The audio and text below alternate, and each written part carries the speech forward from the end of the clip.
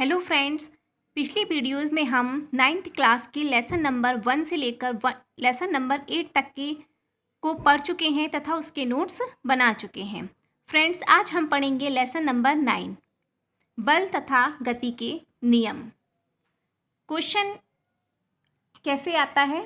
जैसे बल है, बल दो प्रकार के होते हैं। क्वेश्चन आता है बल से आप क्या समझते हैं, या बल कितने प्रकार के होते हैं, बल सदिश राशि है या अदिश राशि है, बल का एसआई मात्रक क्या है, अथवा बल का सीजीएस मात्रक क्या है। ओके फ्रेंड्स, तो अब हम पढ़ते हैं बल। बल वह कारक है जो किसी वस्तु की विराम अथवा गति अवस्था में अथवा उसके रूप व आकार में परिवर्तन करता है, अर्थात उसकी गति में चेंज कर देगा, उसकी दिशा में चेंज कर देगा, या रूप आकार में परिवर्तन करेगा या करने का प्रयास करेगा। तो परिवर्तन करता है अथवा परिवर्तन करने का प्रयास करता है। नेक्स्ट है बल एक सदिश राशि है, अर्थात क्या है, बल पर दिशा का प्रभाव पड़ता है कि बल किस दिशा में लग रहा है। तो बल कैसी राशि हो गई? सदिश राशि। सदिश राशि और अदिश राशि हम पिछले लेसन में पढ़ चुके हैं। इसका एसआई मात्रक किलोग्राम मीटर प्रति सेकंड स्क्वायर अथवा न्यूटन है, मतलब किलोग्राम मीटर प्रति सेकंड स्क्वायर को ही हम न्यूटन कहते हैं, और सीजीएस मात्रक इसका डाइन है। फिर पूछा जाता है कि बल कितने प्रकार का होता है। तो फ्रेंड्स, बल दो प्रकार का होता है। जब किसी वस्तु पर एक साथ कई बल कार्य कर रहे हैं और इनका परिणामी बल शून्य है तो इन बलों को संतुलित बल कहते हैं। जैसे मैंने एक पत्थर रखा है और इस पर चारों ओर से बल कार्य कर रहे हैं और परिणामी बल शून्य, मतलब ये पत्थर पे कोई अंतर नहीं पड़ रहा है, ना मतलब ये किसी भी दिशा में हल्का सा सरक भी नहीं रहा है। तो जब परिणामी बल शून्य हो तो वो बल है संतुलित बल। जब किसी वस्तु पर एक साथ कई बल कार्य कर रहे हैं और इनका परिणामी बल शून्य न हो तो इन बलों को असंतुलित बल कहते हैं। जैसे एक पत्थर का टुकड़ा रखा है, उसके एक ही साइड से बल कार्य कर रहे हैं, तो क्या होगा, पत्थर आगे की ओर बढ़ जाएगा। तो परिणामी बल शून्य नहीं है, इसलिए ये असंतुलित बल है। ओके फ्रेंड्स, नेक्स्ट क्वेश्चन आता है कि गति के नियम किसने दिए, या न्यूटन के गति के नियम लिखिए, या गति का प्रथम नियम लिखिए, गति का द्वितीय नियम लिखिए। तो फ्रेंड्स, हम पढ़ेंगे गति का प्रथम नियम। इस नियम के अनुसार यदि कोई वस्तु विराम अवस्था में अर्थात रुकी हुई अवस्था में है, यदि कोई वस्तु विराम अवस्था में है तो वह विराम अवस्था में ही रहेगी, और यदि गतिज अवस्था में है तो वह गतिज अवस्था में ही रहेगी, जब तक कि उस पर कोई बाह्य बल नहीं लगाया जाए। इस नियम को जड़त्व का नियम अथवा गैलीलियो का नियम भी कहते हैं। फ्रेंड्स, कई बार पूछ लिया जाता है आपका गति का प्रथम नियम लिखिए, या आप लिखिए, आपसे कहा जाता है जड़त्व का नियम लिखिए, या फिर गैलीलियो का नियम लिखिए, या जड़त्व का नियम गति का कौन सा नियम है, तो आपको याद रखना है प्रथम नियम है।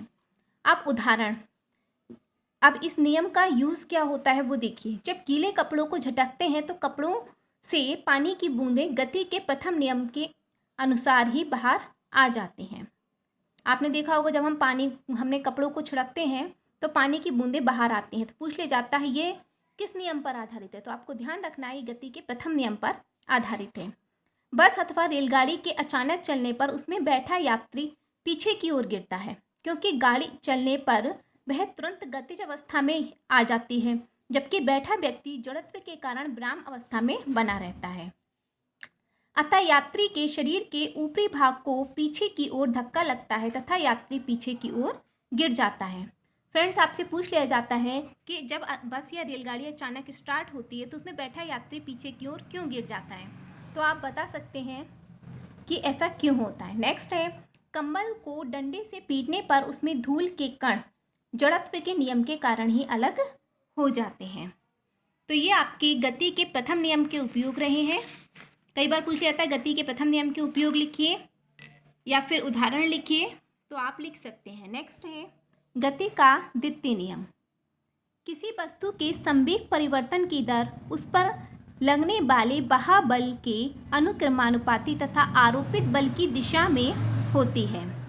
द्वितीय नियम क्या कहता है, किसी बल के संवेग परिवर्तन की दर जो होती है उस पर लगने वाले बाह्य बल के अनुक्रमानुपाती तथा आरोपित बल की दिशा में होती है। तो जैसे F ये बल है, बल जो अनुक्रमानुपाती है किसके, संवेग परिवर्तन की दर के, delta P upon delta T। अब द्वितीय नियम का उपयोग क्या होता है वो देखिए। उदाहरण, क्रिकेट की गेंद पकड़ते समय खिलाड़ी अपने हाथ पीछे खींचता है। ऐसा पूछ भी लिया जाता है आपसे कि क्रिकेट की गेंद पकड़ते समय खिलाड़ी अपने हाथ पीछे क्यों खींच लेता है, तो आपको इसका आंसर देखिए, क्योंकि यदि गेंद पकड़ते समय अपने हाथ को स्थिर रखता है, यदि गेंद पकड़ते समय खिलाड़ी अपने हाथ को स्थिर रखेगा तो उसे अधिक बल लगाना पड़ेगा और चोट की संभावना बढ़ जाएगी। अतः संवेग परिवर्तन की दर को कम करने, संवेग परिवर्तन की दर को कम करने, जब देखिए संवेग परिवर्तन की दर कम होगी तो बल भी कम लगेगा, कम बल लगाने तथा चोट ना लगे इसलिए खिलाड़ी गेंद पकड़ते समय अपने हाथ को गेंद की दिशा में पीछे की ओर खींचता है ताकि संवेग परिवर्तन की दर कम हो जाए। दर कम होगी तो बल भी कम लगाना पड़ेगा और उसके चोट भी नहीं लगेगी, इसलिए खिलाड़ी जो होता है गेंद पकड़ते समय अपने हाथ को पीछे की ओर खींच लेता है। नेक्स्ट क्वेश्चन है, नेक्स्ट एग्जाम्पल है बंदूक से निकली गोली का वेग संवेग बहुत अधिक होता है जिससे वह शरीर के अंदर आसानी से घुस जाती है। कई बार पूछ लिया जाता है कि बंदूक से निकली गोली शरीर के अंदर एकदम कैसे घुस जाती है, तो उसका क्या कारण है, क्योंकि उसका वेग और संवेग दोनों ही अधिक हैं जिसके कारण वह शरीर में आसानी से घुस जाती है। नेक्स्ट है गति का तृतीय नियम। ठीक है, गति के तृतीय नियम को फ्रेंड्स क्रिया प्रतिक्रिया का नियम भी कहते हैं। आपसे ये भी पूछा जा सकता है गति का तृतीय नियम लिखिए या क्रिया प्रतिक्रिया के नियम से आप क्या समझते हैं, उदाहरण देकर स्पष्ट कीजिए। तो प्रत्येक क्रिया की एक बराबर व विपरीत दिशा में प्रतिक्रिया होती है, मतलब जो भी कोई क्रिया होती है उसकी प्रतिक्रिया जरूर होती है तथा दोनों दो अलग अलग वस्तुओं पर कार्य करते हैं। इस नियम को क्रिया प्रतिक्रिया का नियम भी कहते हैं। जैसे रॉकेट में ईंधन के जलने से गर्म गैसें उत्पन्न होती हैं जो नीचे बने छेद से नीचे की ओर निकलते हैं। जैसे ये रॉकेट बना है तो इसमें गैसें जो उत्पन्न हो रही हैं वो नीचे की ओर निकल रही हैं। ओके फ्रेंड्स, इसे क्रिया बल, तो ये क्या हो गया, क्रिया बल हो गया। यही गैसें ऊपर की ओर बराबर प्रतिक्रिया बल लगाती हैं और ऊपर की ओर भी एक बल लगा रही है, उसे क्या कहते हैं, प्रतिक्रिया बल, जिससे रॉकेट ऊपर की ओर उठता है। अतः रॉकेट की कार्य प्रणाली क्रिया प्रतिक्रिया नियम पर आधारित है। कई बार ये क्वेश्चन आ चुका है कि रॉकेट की कार्य प्रणाली गति के कौन से नियम पर आधारित है, तो आपको ध्यान रखना है तथ्य नियम पर आधारित है या क्रिया प्रतिक्रिया नियम पर आधारित है। नेक्स्ट, जेट हवाई जहाज भी इसी सिद्धांत पर आधारित है। जेट हवाई जहाज कौन सिद्धांत पर आधारित है, इसी सिद्धांत पर अर्थात गति के तृतीय नियम पर या क्रिया प्रतिक्रिया के नियम पर आधारित है।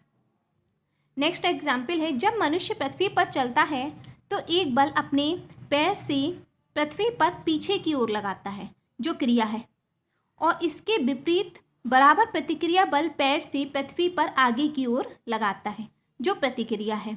इस प्रकार आगे बढ़ता है, मतलब पृथ्वी पर मनुष्य का चलना भी क्रिया प्रतिक्रिया नियम पर चलता है। एक बार पीछे की ओर बल लगाता है एक पैर, तो दूसरा पैर आगे की ओर बल लगाता है। ओके फ्रेंड्स, अगर आपको ये वीडियो अच्छी लगी हो तो वीडियो को लाइक करें, शेयर करें और चैनल को सब्सक्राइब करें। फ्रेंड्स, ये आपका 8th लेसन काफ़ी छोटा था और ये आज कंप्लीट हो गया है, 9th लेसन, और नेक्स्ट वीडियो में हम लोग 10th लेसन पढ़ेंगे। तब तक के लिए बाय।